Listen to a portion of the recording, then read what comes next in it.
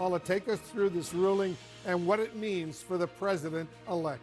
Well, if after this opinion, President-elect Trump is still a convicted felon, but there is some good news here as the judge is signaling that he does not intend to impose penalties against Trump after being convicted of 34 counts of falsifying business records last year. The judge did have the option to impose a jail sentence, but in a sort of unusual move, he's previewing what he will do next Friday, saying that is not something he is going to do. He says, quote, "It seems improper at this juncture. It seems proper at this juncture to make known the court's inclination to not impose any sentence of incarceration." So he's imposing a sentence of what he describes as unconditional discharge, because that, he says, is the most viable solution. Now, unconditional discharge just means there'll be a sentencing, but there'll be no penalties, no community service, no fine, no jail. So what happens next Friday will largely be performative.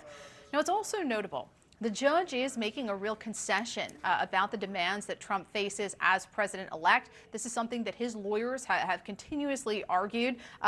Judge Juan Merchan says, quote, "To assuage the defendant's concerns regarding the mental and physical demands during the transition period, this court will permit the defendant to exercise his right to appear virtually for this proceeding if he so chooses."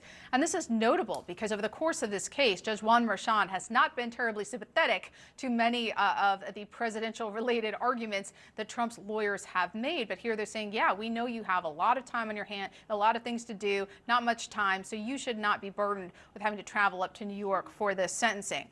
Now, the Trump team was trying to get the entire case dismissed, have the verdict tossed out. They were not successful here, but they can continue their appeal.